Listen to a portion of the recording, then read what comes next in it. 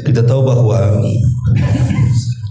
Al-Quranul Karim yang sering kita baca itu berjumlah 30 juz dan memiliki 114 surat. Yang jadi khilaf adalah jumlah daripada ayat Al-Quran. Tentu sebab khilafnya karena beda pandangan para qurra, pakar-pakar Quran, baik dari pakar Quran penduduk Mekah, penduduk Madinah, Kufah, Basrah dan Syam, sehingga menjadi polemik berapa jumlah ayat dalam Al-Quran itu. Ada yang mengatakan 6.217 ayat, ada yang mengatakan 6.214 ayat, ada yang mengatakan 6.210 ayat, ada yang mengatakan 6.232 ayat, ada juga yang mengatakan 6.236 ayat. Adapun jumlah huruf secara keseluruhan di dalam Al-Quran, ada yang mengatakan jumlahnya sekitar 321.000 huruf, dan ada juga yang mengatakan 32.315 huruf gitu ya. Kurang hafal lah, kurang lebih segitulah. Yang ingin saya katakan adalah kalau kita membahas tentang surat dalam Al-Quran secara keseluruhan, kita tahu bahwa ada yang disebut dengan sab'ut tiwal. Sab'ut tiwal itu artinya surat-surat terpanjang di dalam Al-Quran, dan itu jumlahnya ada 7 surat. Yang pertama surah Al-Baqarah memiliki ayat 286 ayat. Al-Imran memiliki 200 ayat. An-Nisa memiliki 176 ayat. Al-Maidah memiliki 120 ayat, dan Al-An'am memiliki 165 ayat. Kemudian Al-A'raf memiliki 206 ayat, dan At-Taubah 129 ayat. Ini yang disebut dengan sab'ut tiwal namanya. Jadi 7 surat terpanjang di dalam Al-Quran. Kemudian yang kedua ini disebut dengan Al-Mi'un namanya. Al-Mi'un atau Al-Mi'in, maksudnya surat-surat yang ayatnya di atas 100. Jadi surat-surat yang ayatnya di atas 100 ayat, dan itu paling banyak.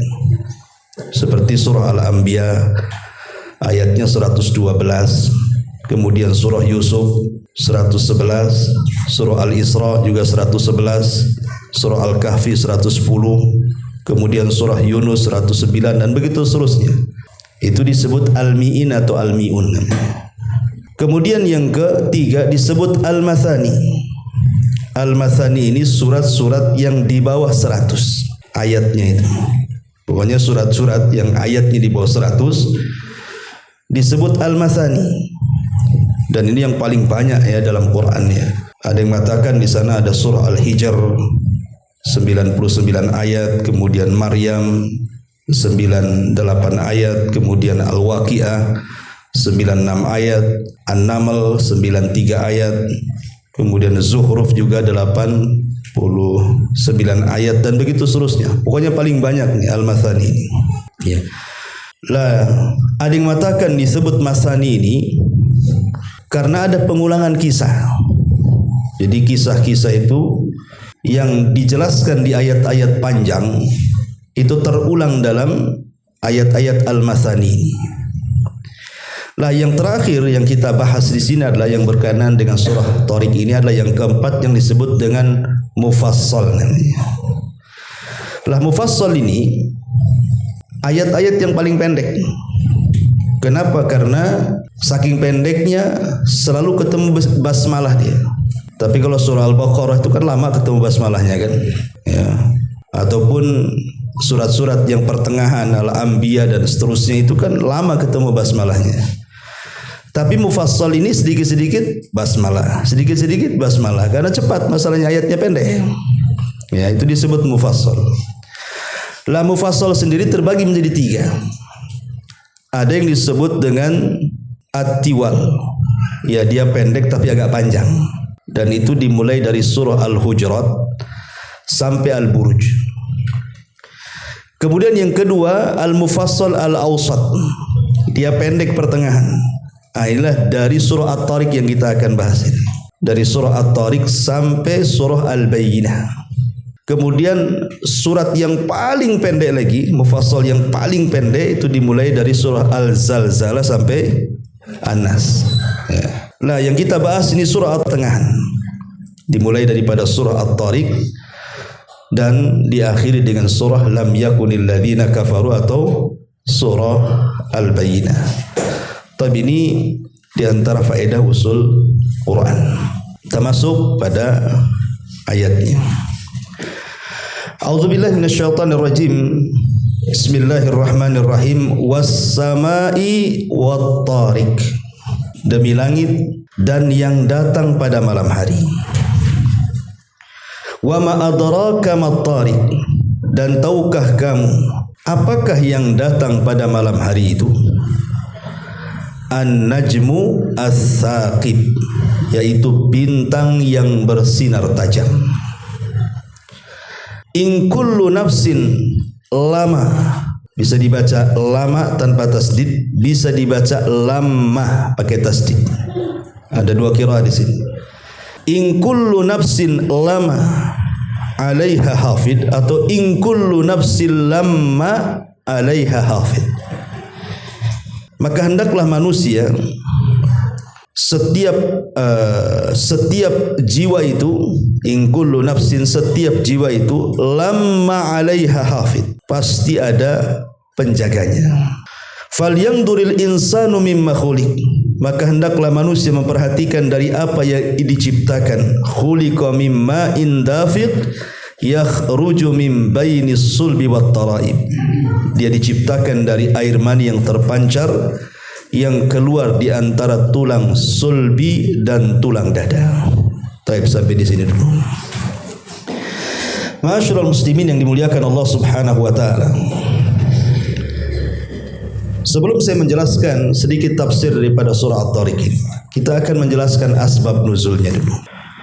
Sebagian ulama tafsir mengatakan asbab nuzul dari surah At-Tariq ini, jadi ketika Nabi SAW sedang duduk-duduk bersama pamannya Abu Talib, duduk-duduk di luar di malam hari yang kebetulan ketika itu cuaca lagi bagus dan bintang lagi bertebaran di atas langit. Tiba-tiba kemudian dikejutkan dengan satu bintang yang cahayanya itu sangat tajam sekali. Maka Abu Talib pun kemudian terperanjat, kok ada bintang cahayanya sangat tajam sekali, seolah-olah dekat dengan bumi. Maka kemudian Nabi SAW terdiam sampai akhirnya datang Jibril menurunkan surah At-Tariq ini. Dan Allah berfirman was-samai wat-tariq. Itu diantara sebab turun surah At-Tariq ini.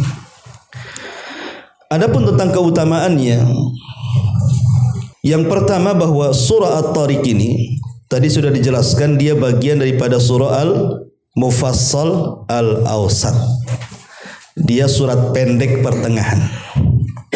Itu keutamaannya, surat pendek pertengahan.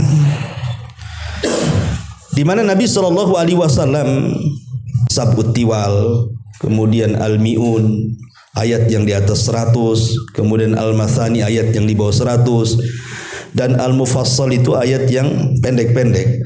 Ini bukan karya atau karangan-karangan para ulama, tidak. Tetapi ada hadis masalahnya. Hadis ini dikeluarkan dalam Musnad Imam Ahmad dengan sanad yang hasan dari seorang sahabat namanya Wasilah bin Asqa.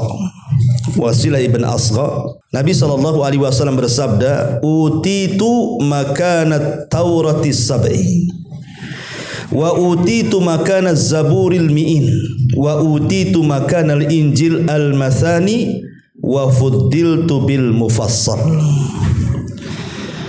Kata Nabi SAW, aku diberikan surat-surat yang standar dengan Injil, standar dengan Taurat, artinya sama dengan Taurat isinya, yaitu 7 surat yang terpanjang dalam Quran.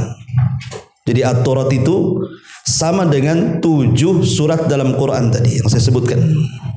Al-Baqarah, Al-Imran, An-Nisa, Al-Maidah, Al-An'am, Al-A'raf, yang terakhir Al-Bara'ah atau At-Taubah.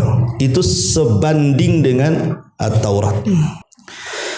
Kemudian dan aku diberikan oleh Allah Azza wa Jal surat-surat yang sebanding dengan Zabur yang disebut dengan Al-Mi'un tadi, ya, ayat-ayat yang di atas 100.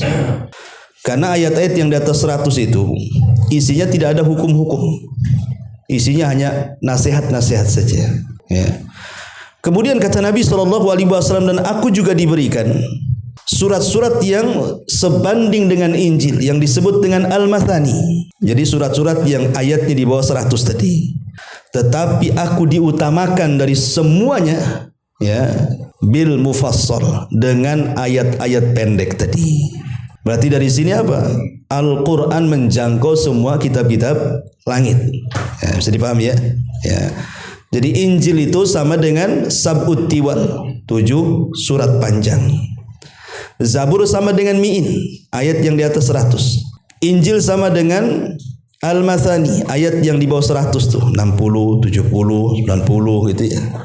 Dan ada yang tidak ada dalam Injil, ada yang tidak ada dalam Zabur, ada yang tidak ada dalam Taurat yang disebut dengan Mufassal tadi, yang dimulai daripada surah Al-Hujurat sampai An-Nas. Itu pun dibagi 3 tadi kan. Ada yang panjang Al-Hujurat sampai Al-Buruj, kemudian tengah-tengahnya gimana? At-Tariq sampai Al-Bayyinah, kemudian yang terakhir Al-Zalzalah sampai An-Nas, ya.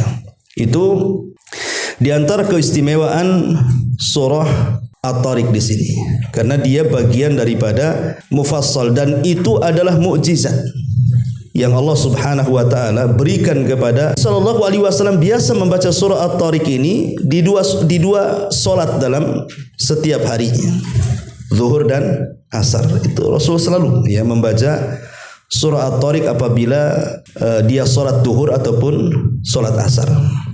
Kemudian juga yang ketiga, Nabi sallallahu alaihi wasallam suka sekali membaca surah At-Tariq ini, sebagaimana disebutkan oleh Imam Ahmad dalam musnadnya dari Abi Hurairah radhiyallahu an. Nabi sallallahu alaihi wasallam kana yaqra'u fil isya al-akhirah bis sama'i dzatil buruj was sama'i wat tariq. Nabi sallallahu alaihi wasallam paling suka membaca di salat isya di rakaat pertama Al-Buruj dan rakaat kedua At-Tariq. Jadi ini memang surat yang disukai Nabi sallallahu alaihi wasallam. Dan disebutkan dalam sebuah riwayat dari Khalid ibn Abi Jabal al-Adawani. Jadi satu hari beliau ini melihat Nabi sallallahu alaihi wasallam di pasar Thaqib. Sementara Nabi sedang berdiri memegang sebuah tongkat ataupun busur panah. Lah ketika itu Nabi SAW membaca surah At-Tariq. Dan Khalid ibn Abi Jabal ini mendengar. Dan ketika itu dia masih jahiliyah, masih kafir, masih musyrik, ya. Sehingga dia mengatakan, qala fawa'aituha fil jahiliyati thumma qara'tuha fil Islam. Aku sudah hafal surat itu di masa-masa jahiliyah karena aku mendengar Rasul suka membaca surah itu. Makanya aku hafal dan aku baca setelah aku masuk Islam, katanya. Faqala man ma'ahum, maka berkatalah orang yang bersama mereka dari kalangan Quraisy, nahnu a'lam bisahibina law kunna na'lam annama yaqulu haqqan lattaba'na. Dan orang di sampingnya yang masih musyrik mengatakan, "Loh, aku lebih tahu daripada kalian tentang Muhammad ini. Kalau memang dia di atas kebenaran, tentu kami akan mengikutinya." Itu karena kesombongan dia mengatakan seperti itu. Ya. Tapi di sana ada hadis yang dhaif yang berseliweran di internet itu. Tapi dhaif hadisnya. Dua riwayat. Pertama riwayat Abi Ubay ibn Ka'ab radhiyallahu an, Nabi mengatakan, man qara'aha a'tahu Allahu minal ajri bi'adadi kulli najmin fis sama'i asyra hasanat. Barang siapa yang membaca surah At-Tariq ini, Allah akan berikan pahala sebanyak bintang yang ada di langit, di mana satu bintang diberikan 10 kebaikan. Nah, berapa bintang tuh? Nah, ini ciri-ciri hadis dhaif itu biasanya pahalanya terlampau besar untuk amalan yang terlampau kecil. Ya. Kemudian juga hadis yang kedua dari Ali bin Abi Thalib radhiyallahu an. Nabi SAW pernah mengatakan, ya Ali, man qara'aha faka'annama qara'a thulutsai al-Qur'an wa lahu bi kulli ayatin qara'aha thawabun man ya'muru bil ma'ruf wa yanha 'anil munkar. Wahai Ali, siapa yang membacanya, maka seolah-olah dia membaca 2/3 Quran, dan setiap ayat yang ia baca mendapatkan pahala sebanding dengan orang yang mengajak manusia kepada kebaikan dan mencegah kepada kemungkaran. Dua-duanya riwayatnya lemah, ya, tidak bisa dijadikan sandaran. Taib, itu diantara keutamaannya. Adapun surah At-Tariq sendiri, kalau lihat tartib daripada mushaf Al-Quran, ya, maka kita tahu bahwa dia memiliki 17 ayat, kemudian masuk pada 86 dalam tartib Quran, dan 61 kalimat serta 254 huruf. Baik, ya. Di sini Allah Subhanahu wa taala mengatakan was-sama'i wat-tariq, demi langit dan demi yang datang pada malam hari. Sering saya ulang-ulang biar antum tidak lupa bahwa kaidah antum baca surah pendek dalam juz amma itu, maka akan banyak sumpah-sumpah di situ. Allah bersumpah dengan makhluknya. Dan tidaklah Allah Subhanahu wa taala bersumpah dengan makhluknya kecuali makhluk itu memang memiliki keistimewaan di hadapan Allah. Karena tidak semua makhluk dijadikan sumpah masalahnya. Kan makhluk Allah itu kan banyak jutaan gitu ya. Tapi hanya beberapa makhluk saja yang Allah jadikan sumpah dalam Quran. Kenapa? Karena Allah memandang makhluk yang dijadikan sumpahnya itu memiliki keistimewaan di hadapan Allah, maka dijadikan sumpah. Dan Allah berhak bersumpah dengan makhluk sesuka dia. La tas'al amman yaf'al wa hum yus'alun. Jangan tanya tentang perbuatan Allah, kita yang akan ditanya. Kenapa Allah bersumpah dengan makhluk? Ya suka-suka dia lah, kan begitu. Tapi jangan pula kita bersumpah dengan selain Allah, tidak boleh. Iblis saja bersumpah dengan Allah. Wa bi izzatika, dengan kemuliaanmu ya Rabb. Nah, itu iblis tuh. Iblis saja masih bersumpah dengan Allah, kan. Kita pula bersumpah dengan aneh-aneh. Demi cintaku padamu. Apa pula lain di sana. Ini. Jadi kalah pula sama iblis. Jadi di sini Allah bersumpah dengan langit itu karena memang langit sangat istimewa. Kenapa langit sangat istimewa? Karena satu-satunya di antara tanda kuasa Allah yang bisa dilihat dengan kasat mata itu langit. Kita tinggal nengok ke atas saja nampak langit. Dan langit ini kan bangunan. Macam mana dia bisa ngambang tanpa tiang? Sementara langit itu isinya ada bulan, ada bintang, ada galaksi, ada matahari, macam-macam lah di langit itu. Semua terapung. Siapa yang mengapungkannya? Siapa yang mengambangkannya? Mana tiangnya? Kenapa kok bisa seperti itu? Kalau bukan kuasa Allah, kuasa siapa? Artinya bahwa langit itu sebenarnya kalau kita menatap ke atas, harusnya makin tebalah keimanan atas kuasa Allah Subhanahu wa taala di alam semesta ini, bahwa Allah itu ala kulli syai'in qadir, atas segala sesuatu maha mampu. Was-sama'i wat-tariq. Kalimat at-tariq yang datang di malam hari. Kalimat at-tariq itu diambil dari kalimat at-tarku. Tarku itu artinya mengetuk. Ya, jadi kalau antum mengetuk pintu disebut tarkul bab. Jadi kalau saya gini kan, disebut at-tarku namanya, mengetuk. Ya. Jadi ketika Allah Subhanahu wa taala mengaitkan langit dengan at-tariq ini, dan tariq secara bahasa at-tarku mengetuk, menunjukkan bahwa langit itu punya pintu. Jadi langit itu ada pintu masuk, ada pintu keluar. Tidak sembarang orang itu bisa naik ke atas langit. Makanya dulu pernah saya ceritakan tentang kisah Neil Armstrong yang naik ke bulan. Pertanyaannya, bulan itu di bawah langit atau di atas langit? Kalau bulan di bawah langit, boleh. Mungkinlah Neil Armstrong sampai ke bulan. Ya, walaupun ini masih diragukan. Baik para ulama sendiri seperti Al-Imam Asy-Syinkiti dalam kitabnya Adwa'il Bayan meragukan kalau ada orang yang sampai naik ke bulan itu. Apalagi di zaman dulu itu kan tidak secanggih pesawat di zaman sekarang. Kalau zaman sekarang kan canggih-canggih pesawatnya. Harusnya di zaman sekarang yang naik ke bulan banyak lah kan itu. Kalau dulu kan belum canggih, apalagi pesawat yang naik ke bulan itu 3 pesawat diapit. Sehingga timbul pertanyaan, macam mana cara mendaratnya? Adakah bandara di sana? Macam mana cara turunnya? Gitu ya. Belum lagi bendera yang ditancapkan rupanya berkibar-kibar lagi kan itu ya.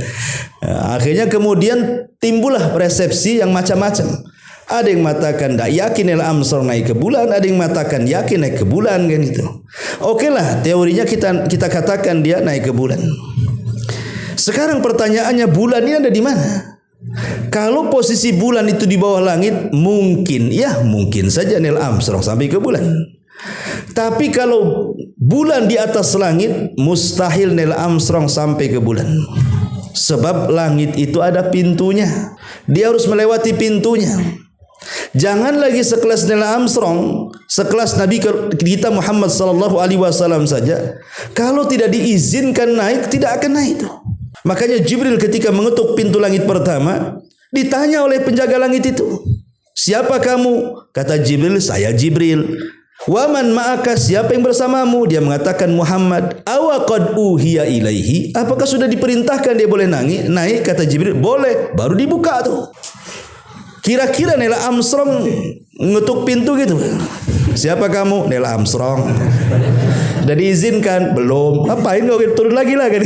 Gitu. Dari sini bahwa kalau bulan di atas langit mustahil orang sampai ke bulan. Tapi kalau di bawah langit ya mungkin itu, walaupun masih diragukan kan itu ya. Kita anggap mungkin ya. Tidak ada yang mustahil kalau di bawah bulan. Di bawah langit maksudnya. Jadi langit itu ada pintunya. Lah siapa Tariq ini yang mengetuk pintu langit ini siapa? Ya, ini kan bahasa at-Tariq ini kan isim fa'il. At-Tariq yang mengetuk. Berarti ada orang yang mengetuk. Siapa yang mengetuk pintu langit? Kemudian pintu langit itu bisa dibuka. Sebagian ahli tafsir mengatakan bahwa at-Tariq di sini adalah ruhnya seorang mukmin. Berdasarkan hadis Bara ibn Azib radhiyallahu an. Jadi Bara bin Azib ini menceritakan Nabi SAW ketika sedang menguburkan jenazah sementara liang lahat belum selesai, kemudian Rasul berceramah di hadapan para sahabat menjelaskan tentang kematian mukmin dan kafir. Kata Nabi SAW, kalau yang meninggal itu ruhnya orang kafir, maka akan disediakan kain kafan dari sorga, minyak wangi dari sorga, dan ruh itu akan dihantarkan sampai menembus langit-langit yang di atas tuh. Dan catatannya mengikuti di bawahnya. Ketika kemudian sudah melintasi langit yang ketujuh, maka Allah Subhanahu wa taala katakan, kembalikan ruh ke dalam jasadnya, angkatlah catatannya, letakkan di Illiyin. Dari sini kita tahu siapa at-Tariq, ruhnya seorang mukmin. Karena ruhnya orang kafir tidak bisa naik. Allah Subhanahu wa taala mengatakan, la tufattahu lahu abwabus sama wa la yadkhulunal jannah hatta yalijal jamalu fi sammil khiyat. Tidak mungkin ruhnya orang kafir itu dibukakan pintu-pintu langit kepadanya dan dia tidak akan dimasukkan ke dalam sorga sampai ada cerita unta masuk ke liang jarum, kata Allah. Artinya yang naik ke langit itu hanya ruhnya seorang mukmin. Itulah disebut at-Tariq. Ini satu pendapat. Pendapat yang kedua, at-Tariq yang mengetuk itu adalah Nabi kita Muhammad sallallahu alaihi wasallam saat peristiwa Isra dan Mi'raj. Naik Rasul bersama Jibril. Kemudian mengetuk pintu langit pertama, man, siapa kamu? Kata Jibril, saya Jibril. Waman ma'aka, siapa yang bersamamu? Muhammad. Awa qad uhiya ilaihi, apakah sudah diperintahkan naik? Boleh, dibukalah pintu langit, berjumpalah dengan Nabi Adam. Kemudian naik ke langit kedua, berjumpa dengan Nabi Isa dan juga Yahya. Kemudian naik ke langit ketiga, berjumpa dengan Nabi Yusuf. Naik ke langit keempat, berjumpa dengan alaihi salatu wassalam. Baru kemudian Rasul naik sampai ke Sidratil Muntaha. Berarti di sini at-tariq siapa? Nabi sallallahu alaihi wasallam. Dialah yang mengetuk pintu langit. Ya.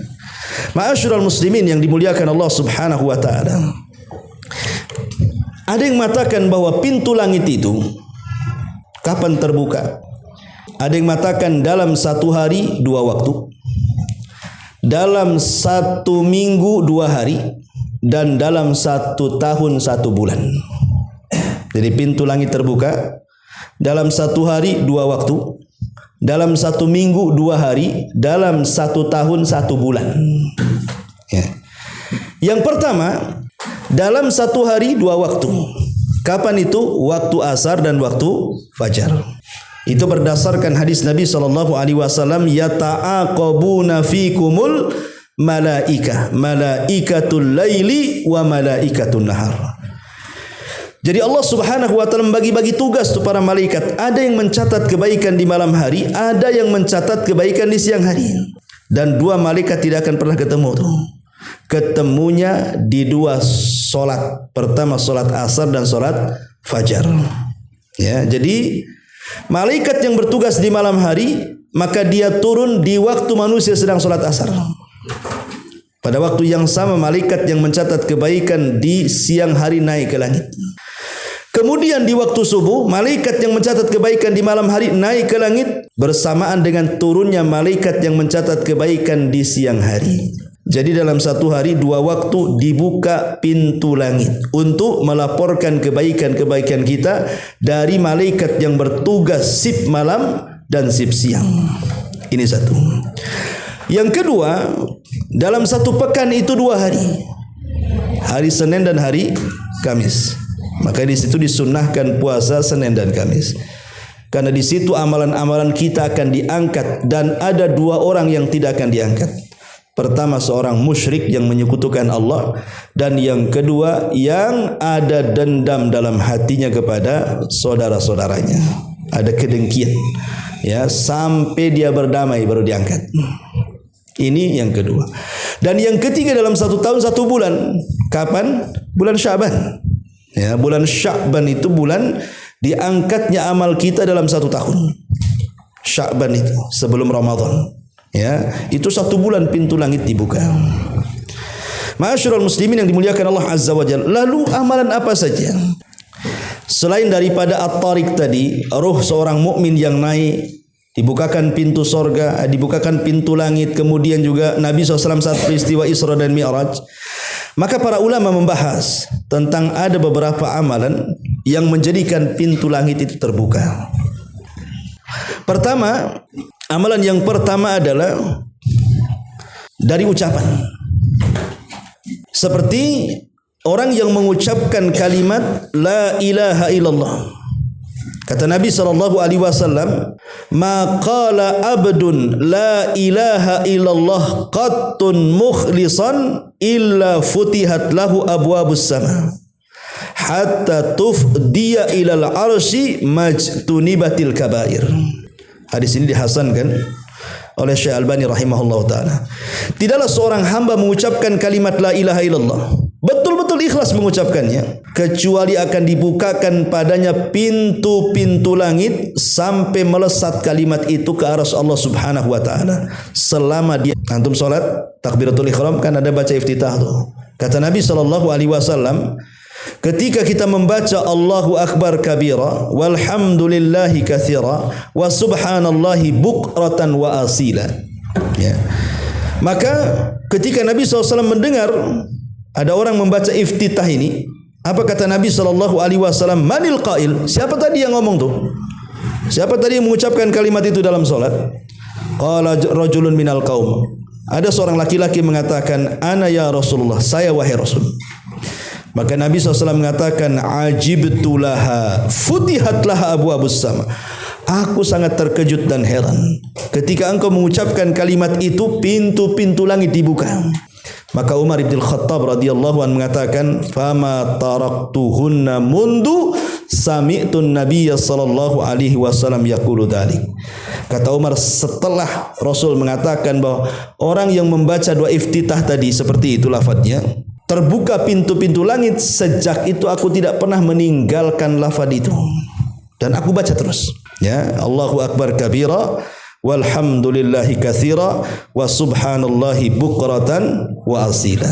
Ya. Tapi kata Syekh Utsaimin rahimahullahu taala, sebaiknya karena lafaz-lafaz iftitah itu kan banyak jenisnya, maka boleh sekali-kali yang ini, sekali-kali yang itu, supaya kita mengamalkan semua sunnah Nabi sallallahu alaihi wasallam, seperti Allahumma ba'id baini wa baina khotoyaya. Itu juga termasuk iftitah. Ya. Taib. Kemudian yang ketiga, ketika kita membaca alhamdulillahi hamdan katsiran tayyiban mubarakan fi. Alhamdulillahilladzi hamdan katsiran tayyiban mubarakan fi. Disebutkan dari Abdul Jabbar Ibn Wa'il, dari bapaknya, dia mengatakan, aku salat bersama Nabi sallallahu alaihi wasallam. Tiba-tiba kemudian seorang laki-laki membaca alhamdulillahi hamdan katsiran tayyiban mubarakan fi. Maka selesai salat, Nabi mengatakan, man dalladzi qala hadza? Siapa tadi yang mengatakan kalimat itu? Qala rajul, laki-laki mengatakan, ana ya Rasulullah. Wa ma aradtu ilal khair, aku tidak menghendaki kecuali kebaikan wahai Rasul. Maka Nabi SAW mengatakan, laqad futihat laha abwabus sama. Sungguh ucapan yang kau ucapkan itu telah membuka pintu-pintu langit di sana. Kapan dibaca ini? Setelah ruku. Ya. Setelah ruku dibaca alhamdulillah hamdan katsiran tayyiban mubarakan fi. Kemudian yang keempat, saat menunggu salat. Kalau tadi ucapan, sekarang masuk ke perbuatan. Ya. Menunggu salat. Dari Abdullah ibn Amr, dia mengatakan, shallaina ma'an Nabi sallallahu alaihi wasallam dzata lailatin. Fa aqaba man aqaba, ay jalasa muntadhiran li salatil isya. Wa raja'a man raja'a. Fa jaa Rasulullah sallallahu alaihi wasallam qabla an yathuba an-nasu li salatil isya. Faja'a wa qad hafazahu nafsu rafi'an isba'aihi hakadha wa aqada 29 wa ashara bi asba'i sababati ila sama wa huwa yaqul abshiru ma'syaral muslimin hadza rabbukum azza wa jal qad fataha baban min abwabis sama. Jadi ketika para sahabat menunggu salat Isya, intinya di sini sahabat menunggu salat Isya, lamalah Nabi itu enggak datang-datang. Ya, karena seafdol-afdolnya waktu Isya itu kan tengah malam. Ya, jadi kalau ingin mengambil keutamaan waktu, maka ambillah tengah malam. Tapi kenapa salat Isya sekarang ini selepas maghrib beberapa menit atau jam gitu, kemudian masuk Isya, itu mengambil keutamaan jamaah. Ya, jadi ada keutamaan jamaah, ada keutamaan waktu. Ya. Kalau ingin keutamaan jamaah, ya tadi manusia hanya bisa melaksanakan ya setelah maghrib kan itu ya. Ya, setelah maghrib masuk waktu Isya, itulah keutamaan jamaah. Tapi bagi antum yang kemudian tidak sempat jamaah karena ada udhu, tidak mendapatkan keutamaan jamaah. Tapi bagaimanapun keutamaan jamaah lebih utama dibandingkan keutamaan waktu kan itu. Karena sholat Isya ini boleh diakhirkan. Umpamanya ada tamu jauh, ulama membolehkan antum tidak jamaah. Umpamanya ada tamu jauh, ya baru datang, dia mendesak ngobrol dengan antum, akhirnya waktu Isya kan, tidak apa-apa antum tidak sholat Isya ke masjid. Boleh antum itu menghadapi tamu dalam kondisi-kondisi ada hajat kan itu ya. Maka nanti ambil sholat Isyanya tengah malam, mengambil keutamaan waktu gitu maksudnya. Lah para sahabat ini menunggu Rasul lama tak datang, ada yang masih duduk, ada yang pulang jadinya. Lah ketika Nabi SAW sudah bangkit, para sahabat itu sudah mulai menguap, sudah ngantuk tuh. Tapi Nabi SAW memberikan kabar gembira, kata Nabi kepada para sahabat, abshiru, berbahagialah kalian wahai sahabatku, hadza rabbukum, inilah Rabb kalian, qad fataha baban min abwabis sama, telah membuka satu pintu dari pintu-pintu langit untuk kalian. Menunjukkan bahwa menunggu salat itu juga pertanda terbukanya pintu langit. Kemudian yang nomor 5 adalah apabila posisi kita teraniaya, terzalimi, ya. Maka doa orang-orang yang dizalimi itu mustajab dan membuka pintu langit. Walaupun yang berdoa orang kafir sekalipun. Apalagi yang dizalimi ini orang muslim. Ya, orang kafir sendiri kalau dia berdoa dan dia dari pihak teraniaya, pintu langit terbuka. Nabi SAW mengatakan salasatun la turaddu da'watuhum. Tiga kelompok yang tidak mungkin ditolak doa mereka. As-saim hatta yuftir, orang yang berpuasa sampai dia batal, ya, iftar maghrib. Wal imamul adil, dan imam yang adil. Wa da'watul madhlum, dan doa orang yang dizalimi, kata Rasulullah, yarfa'uhallahu fawqal ghamam, maka doa orang yang dizalimi akan Allah angkat sampai ke atas awan. Wa yaftahu laha abwabas sama, dan akan membuka pintu-pintu langit. Wa yaqulu rabb, dan Allah berfirman, wa izzati wa jalali la ansurannaka walau ba'dahin, demi kemuliaanku, demi ketinggianku, saya akan tolong kamu walaupun waktu yang cukup lama. Pasti Allah akan kabulkan, gitu maksudnya. Jadi doa orang-orang yang dizalimi itu mustajab. Makanya Imam Ahmad ketika disiksa kan oleh Khalifah Ma'mun, Khalifah Ma'mun belum ketemu dengan Imam Ahmad, tapi dia dapat laporan bahwa di antara ulama yang membangkang tidak mengatakan Quran makhluk itu Imam Ahmad. Jadi Khalifah Ma'mun meminta agar Ahmad dihadapkan kepada dia. Imam Ahmad tidak mau ketemu. Disitulah dia ketika dalam perjalanan menemui Khalifah Ma'mun berdoa kepada Allah dan mengatakan, Allahumma qfini, ya Allah cukupkan aku dari dia, terserah kau buat apa dia, katanya. Akhirnya belum ketemu, Khalifah Ma'mun meninggal. Kata para ulama, meninggalnya Khalifah Ma'mun itu karena doa orang yang dizalimi. Siapa? Imam Ahmad, ya. Sampai seperti itu, ya. Jadi ini pun yang kelima, itu penyebab pintu langit terbuka. Kemudian juga orang yang menghidupkan malam Lailatul Qadar, karena di malam Lailatul Qadar Allah turun, ya. Malaikat-malaikat turun, otomatis ketika malaikat turun kan pintu langit terbuka kan itu, ya. Nah, itu juga orang yang menghidupkan malam Lailatul Qadar, berarti dia telah membukakan pintu langit, termasuk doa orang tua kepada anaknya. Orang tua kalau berdoa kepada anaknya itu bisa membuka pintu langit, ya. Termasuk juga doa orang yang sedang berjihad, ya. Berjihad itu maksudnya berada di saf berjihad. Waktu perang, di tengah-tengah peperangan dia berdoa, disitulah pintu langit terbuka. Ada 3 orang yang akan dicintai Allah Subhanahu wa taala walaupun mereka bermaksiat. Ya, ada 3 orang yang dicintai oleh Allah Subhanahu wa taala walaupun mereka belum mampu meninggalkan maksiat. Siapa orang ini? Pertama, orang yang berperang. Ketika selesai perang dia tak mau pulang. Dia tetap menjaga perbatasan. Yang kedua, orang yang memiliki istri cantik, kemudian tempat tidur yang empuk, tapi dia habiskan malamnya untuk qiyamul lail. Dia tinggalkan syahwatnya. Dan yang ketiga, orang yang safar. Di tengah-tengah letihnya dia safar, dia masih menjalankan sholat-sholat sunnah di tengah jalan. Maka 3 orang ini, kata Nabi SAW, akan dicintai Allah walaupun masih belum bisa meninggalkan maksiat. Maksudnya di sini bukan maksiat, bukan kesyirikan kan itu, ya. Ya, dari sini ada kalimat orang yang berperang di sini. Ya. Taib. Kemudian juga tadi disebutkan doanya imam yang adil itu juga membuka pintu langit. Kemudian doanya orang berpuasa saat iftar. Ya, umpamanya Senin Kamis itu kan menjelang 5 menit sebelum berbuka ataupun 10 menit menjelang berbuka, disitulah berdoa kepada Allah, karena disitulah pintu langit bagi dia itu terbuka. Ya, bagi dia maksudnya yang berpuasa, bukan untuk semuanya, tidak, ya. Nah, ini diantara hal-hal yang bisa membuka pintu langit. Ya. Kemudian juga waktu-waktu khusus adalah sepertiga malam akhir.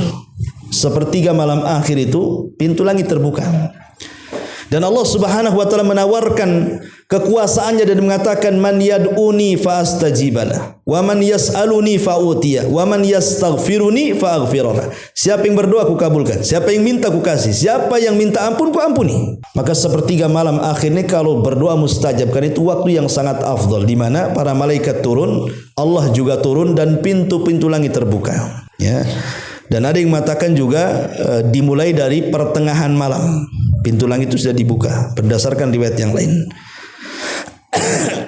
Kemudian juga ketika iqamah salat. Ketika iqamah salat. Kata Nabi SAW, idza thuwiba bis salati, apabila salat sudah ditegakkan, ya. Futihat abwabus sama, maka pintu-pintu langit akan dibuka, wastujibat doa, dan doa-doa akan dikabulkan. Termasuk juga ketika mendengar azan. Ketika mendengar azan, Nabi mengatakan idza nudiya bis salati, apabila dikumandangkan azan, futihat abwabus sama, maka pintu-pintu langit akan dibuka, wastujibat doa, dan doa-doa akan dikabulkan. Makanya jangan tinggalkan doa selepas azan, antara azan dan qomat, gitu ya. Termasuk juga secara umum adalah datangnya bulan Ramadan. Permulaan bulan Ramadan, maka Nabi SAW mengatakan idza dakhala syahru Ramadan futihat abwabus sama wa ghuliqat abwabu jahannam wa sulsilatis syayatin. Apabila masuk bulan Ramadan, pintu-pintu langit dibuka, pintu-pintu jahanam ditutup, dan setan-setan diborgol. Baik. Ini satu penafsiran secara bahasa kalimat at-tariq. Ya. Tetapi ma'asyiral muslimin yang dimuliakan Allah Azza wa Jalla, sebagian ulama mengatakan bahwa yang dimaksud tariq di sini adalah sesuai dengan tafsir ayat dengan ayat. Karena setelahnya kan dikatakan was-sama'i wat-tariq, demi langit dan yang datang pada malam hari. Ya. Kenapa tariq itu datang pada malam hari? Sebab saya contohkan begini, kalau antum pakai sandal berjalan di siang hari, semua orang pakai sandal, mungkin suara sandal kita nggak akan terdengar kan, karena sudah bercampur banyaknya sandal yang melangkah. Tapi kalau di malam hari tidak ada orang melangkah kecuali antum, pasti kita kedengaran orang yang datang, mungkin sandalnya berisik tak kan. Tapi kalau siang hari kan tidak bisa, karena terlampau banyak orang yang berjalan kan. Kalau di malam hari kan jarang, 1-2 saja. Lah, orang yang berjalan di malam hari, yang datang di malam hari itu, itulah disebut tariq tadi. Dan orang yang datang di malam hari itu ada 2 macam. Ada yang membawa kebaikan, ada yang membawa keburukan. Kalau dia membawa keburukan, kita beristi'adzah. Dari sini Allah mengatakan min syarri ghasiqin idza waqab. Kita berlindung dari keburukan malam hari, ya, karena di malam hari itu boleh jadi ada rampok masuk rumah, kan nggak tahu kan, ada ular masuk rumah, kalajengking masuk rumah, macam-macam bisa masuk rumah yang bisa membahayakan kita. Makanya kita berlindung dari yang datang di malam hari dan membawa keburukan. Ya, tetapi kalau seandainya datang di malam hari itu tidak membawa keburukan dan membawa kebaikannya, tidak ada masalah. Ya, di sini yang maksud demi langit dan yang datang di malam hari. Wa ma adraka mat-tariq. Kalimat adrak dalam bahasa Arab itu fi'lul madhi. Fi'lul mudhari'nya wa ma yudrik. Kalau disebut adrak, pasti setelahnya Allah kasih tahu. Ya, tahukah kamu apa yang datang di malam hari itu? Nanti Allah kasih tahu setelahnya. Kalau pakai fi'il madhi, adrak. Tapi kalau pakai fi'il mudhari' biasanya enggak dikasih tahu.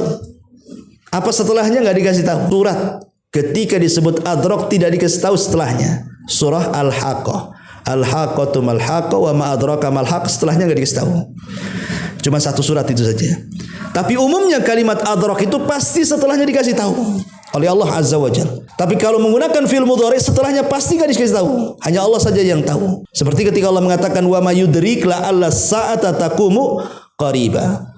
Boleh jadi kiamat itu akan tegak dalam waktu dekat. Kapan dalam waktu dekatnya? Ya kan? Nggak jelas kan gitu ya? Karena tidak ada yang tahu kapan kiamat kecuali Allah. Tapi kalau kalimat adrak, pasti setelahnya Allah kasih tahu. Inilah yang disebut dengan tafsir Quran dengan Quran namanya. Wa ma adraka mat-tariq an-najmu tsaqib. Berarti penafsiran at-tariq di sini berdasarkan Quran adalah bintang yang bersinar tajam. Walaupun ada sebagian ulama mengatakan Tariq itu nama bintang. Kalau antum ambil handphone, lihat di internet atau lihat di YouTube gitu ya, antum tulis saja bintang Tariq. Nah, nanti akan muncul tuh. Ada yang mengatakan Tariq itu nama bintang. Nama bintang yang mengetuk, ada suaranya. Makanya ada dulu seorang astronom yang naik ke langit, ya kan? Kemudian dia mendengar suara ketukan di langit. Setelah dia kemudian membaca Quran, dia mengatakan, oh boleh jadi suara ketukan di langit itu adalah suara bintang yang disebut Tariq, katanya kan itu. Akhirnya dia masuk Islam. Ya. Tapi ada yang mengatakan bahwa pendapat yang kuat bukan, Tariq ini bukan nama bintang. Tapi Tariq itu adalah semua bintang yang ada di langit yang memancar dengan tajam disebut Tariq, itu maksudnya. Itu pendapat yang kuat wallahu alam, karena di sini Allah mengatakan an-najmu saqib, bintang yang tajam. Baik. Karena sudah jam 9 lebih. Kita akhiri dengan bintang saja. Bintang ini ma'asyiral muslimin yang dimuliakan Allah Azza wa Jalla memiliki 3 fungsi kan. Pertama, sudah saya jelaskan bintang itu penghias langit. Kalau langit bertabur bintang itu indah. Langit tanpa bintang mengerikan. Hujan nih, hujan nah, gitu ya biasanya orang kan. Tapi kalau ada bintang, oh rasanya luar biasa indahnya langit. Makanya terkadang kita lihat di putkot gitu kan, banyak lampu-lampu hari ini itu, ya kan, terbentang-bentang lampu disco, lampu apa di putkot tuh. Dari mana punya ide coba supaya indah itu warungnya? Kalau nggak nengok langit. Kan awalnya nengok langit kan. Nah, bagus juga ini kayak bintang-bintang. Saya buat bintang juga lah di warung saya. Gitu kan. Jadi terkadang langit itu bisa, bintang itu jadi inspirasi orang untuk membuat keindahan. Jadi fungsi bintang itu mengindahkan langit. Yang kedua, fungsi bintang itu untuk pengarah. Kompas bahasa kitanya. Karena zaman baheula itu kan belum ada Google Map, belum ada kompas.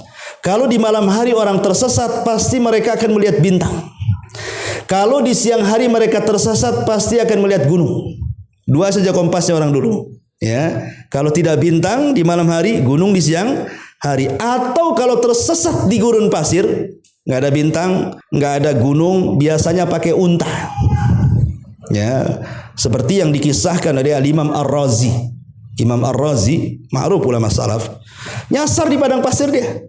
Jadi dia teringat dengan firman Allah Subhanahu wa taala, fal yangduril afala yangduruna ilal ibili kaifa khuliqat. Nah, dia teringat ayat ini.